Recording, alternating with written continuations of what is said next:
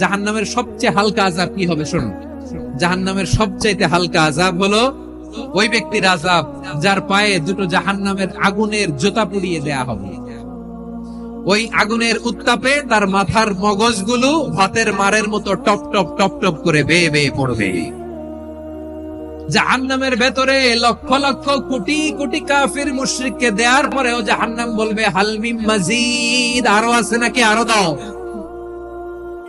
কোটি কোটি কাফেরের দল, মুশরিকের দল, সীমা লঙ্ঘনকারী দল, তাদেরকে যখন জাহান্নামে ফেলা হবে, বড় বড় পাথর খণ্ড জাহান্নামে ফেলা হবে, তারপরও জাহান্নাম বলবে হাল মিন মাজিদ, আরো আছে নাকি, দাও, আরো দাও, আরো দাও। আমার ক্ষুধা নিবারণ হয় নাই। জাহান্নামে তো উত্তপ্ত হবে, জ্বলন্ত হবে, ভয়ঙ্কর হবে। জাহান্নামের এক অংশ আরেক অংশকে খেয়ে ফেলবে। আল্লাহু আকবার। ফেরেশতারাও টালমাটাল হয়ে যাবে। জাহান্নামের রক্ষী ফেরেশতারা কি করবে তারা নিজেরাও বুঝতে পারবে না। কোটি কোটি মুশরিক কাফেরদেরকে জাহান্নামে নিক্ষেপ করার পরেও জাহান্নাম ঠান্ডা হবে না, শান্ত হবে না, বলবে হাল মিন মাজিদ, আরো আছে নাকি, আরো দাও। তখন আল্লাহ তাআলার কুদরতি পা জাহান্নামের ভেতরে ঢুকিয়ে দিবে। কোনো কিছুতেই যখন জাহান্নামকে শান্ত করা যায় না, আল্লাহ তাআলা তার কুদরতি পা জাহান্নামে ঢুকিয়ে দিবেন। দেওয়ার সাথে সাথে জাহান্নাম থেকে আওয়াজ আসবে, কত কত বিইজ্জাতিকা ওয়া বিকারামিকা, আল্লাহ আপনার ইজ্জতের কসম, যথেষ্ট হয়েছে, এনাফ এনাফ, আর লাগবে না। সুবহানাল্লাহ বল। ওই ভয়ঙ্কর জাহান্নামে আমরা যেতে চাই কেউ? আমরা সব সময় ওই জাহান্নাম থেকে আল্লাহর কাছে পানাহা চাই। আওয়াজ করে বলেন ঠিক কিনা? বিশ্বনবী সব সময় আল্লাহর কাছে আল্লাহর জান্নাত চাইতেন, আল্লাহর জাহান্নাম থেকে পানাহা চাইতেন। তিনি বলতেন আল্লাহুম্মা ইন্না নাসআলুকাল জান্নাতা ওয়া নাউযু বিকা মিনান নার। আল্লাহ তোমার কাছে জান্নাত চাই, তোমার জাহান্নাম থেকে পানাহা চাই।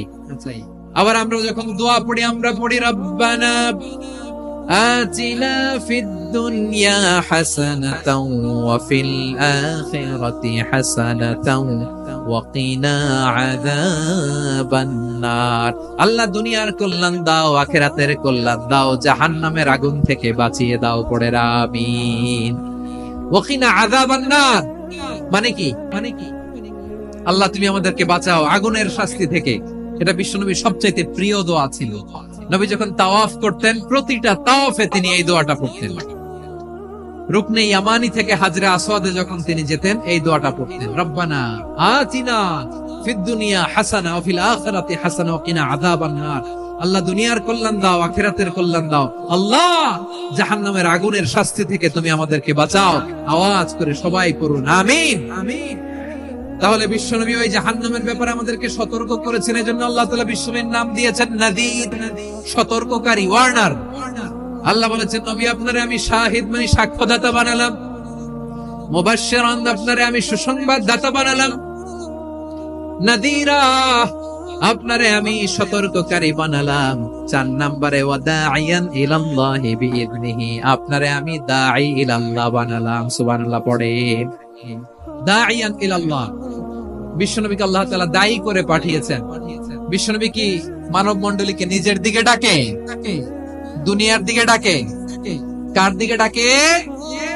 দাঈয়ান ইলাল্লাহ বিইذনি, আল্লাহর আদেশে আমি আপনাকে দায়ী করে পাঠিয়েছি। বিশ্বনবী মানব মণ্ডলীকে আল্লাহ তাআলার দিকে ডাকতেন।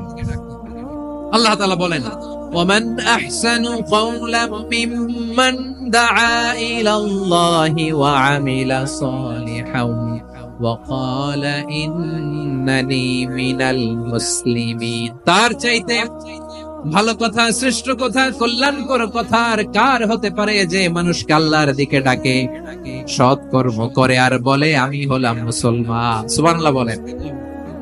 এবং এই যে দাওয়াতি কাজ বিশ্বনবী করবেন, এটার একটা মেথডোলজি আছে। বিশ্বনবী কিভাবে দাওয়াতি কাজ করবেন উম্মার মাঝে, এটাও আল্লাহ তাআলা দাওয়া মেথডোলজি তিনি শিখিয়ে দিলেন। তিনি বললেন উদউ ইলা সাবিলি রাব্বিকা বিল হিকমাতি ওয়াল মাউইযাতিল হাসানাতি ওয়াজাদিলহুম বিল্লাতী হিয়া আহসান। নবী হে, আপনি মানুষকে আপনার রবের দিকে ডাকুন প্রজ্ঞার সাথে, বিচক্ষণতার সাথে, সুন্দর কথামালা দিয়ে, উপদেশ দিয়ে। আর যদি আল্লাহর দ্বীন প্রচার করতে যে কারো সাথে তর্ক করতে হয়, সর্বোত্তম পন্থায় সেই তর্ক করেন। পড়েন সুবহানাল্লাহ। প্রিয় ভাইরা, উদউ ইলা সাবিলি রাব্বিকা বিল হিকমা, আমরা হিকমতের সাথে দাওয়াতি কাজ করতে চাই। হিকমা মানে কি? হিকমা মানে হচ্ছে knowledge plus common sense equals to হিকমা।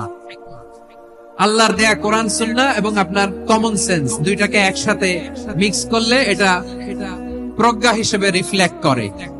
শুধু কোরআনের আয়াত মুখস্থ করলেই হবে না, হাদিস মুখস্থ করলেই হবে না, এটা কিভাবে উপস্থাপন করতে হবে সেটাও জানার দরকার আছে না নাই?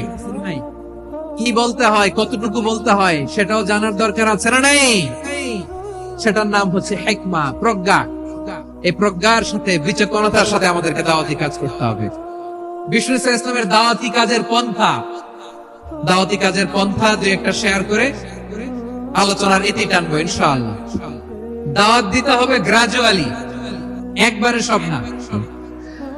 নতুন কেউ দিনে ফিরেছে, ইসলাম মানতে চায়, আপনি যদি বলেন তোর 5 ওয়াক্ত নামাজ পড়তে হবে, রোজা রাখতে হবে, তাহাজ্জুদ পড়তে হবে, তোর দাড়ি নাই কেন, তুই তো জাহান্নামে যাবি, এরকম অনেকে বলে কি বলে না? বলা যাবে না, এগুলো বলবেন না। দাওয়াত দিতে হবে গ্রাজুয়ালি, ধীরে ধীরে মানুষকে বোঝাতে হবে।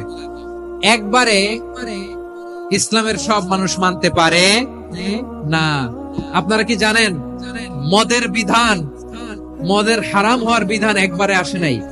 প্রথমে বলা হয়েছে মদে কিছু উপকারও আছে, ক্ষতিও আছে, তবে উপকারের চেয়ে ক্ষতি বেশি। সাহাবারা সাবধান হয়ে গেল। এরপর বিধান নাজিল হলো তোমরা নামাজে যাওয়ার আগে মদ খেও না। 5 বেলা সাহাবারা আর মদের কাছেও যেতেন না, আরো সাবধান হয়ে গেল। সব শেষে ইন্নামাল খামরু ওয়াল মাইসিরু ওয়াল আনসাবু ওয়াল আজলামু রিজসুম মিন আমালিশ শাইতান ফাজতানিবু। মদ, জুয়া এগুলো শয়তানের কাজ, এগুলো থেকে বিরত থাকো। সবাই মদ খাওয়া থেকে একেবারে বিরত রইল। মদের মটকা হাড়ি ভেঙে সবাই মদিনার রাস্তায় ঢেলে দিল। মদের পানিতে পুরো মদিনার অলি গলি সয়লাব হয়ে গেল। বলেন সুবহানাল্লাহ। তাহলে মদ কি একবারে হারাম হয়েছে? কেউ যদি ইসলাম মানতে চায় একবারে তাকে সবকিছু চাপিয়ে দেয়া যাবে না। আমাদের কাছে অনেকে আসে, আয়সা বলে হুজুর আমার মেয়েটা পর্দা করে না, হুজুর পর্দা করে না, ওর জন্য দোয়া করেন। তো আমি বলি বয়স কত? বলে 22। তো 22 বছর বয়সে আগে কি করছেন? আগে পর্দা করাইছেন না? করাই নাই। তো এখন তো আর হবে না। এখন তাকে আস্তে আস্তে বুঝান যে মা শালীন পোশাক পর, একটু শালীন, যেমন আছো তেমনই থাকো, শালীন পোশাক। শালীনে অভ্যস্ত হলে বুঝান মারে একটু মাথায় কাপড় দাও, একটু হিজাব কর। ওইটাতে অভ্যস্ত হয়ে গেলে এরপরে তাকে নিকাবের দিকে আপনি আহ্বান করেন। ওইটাতে অভ্যস্ত হয়ে গেলে হাত মোজা পা মোজা যদি করতে চায়, এইভাবে গ্রাজুয়ালি আগাতে হবে। প্রিয় ভাইরা, সবচেয়ে গুরুত্বপূর্ণটা আগে, তারপরে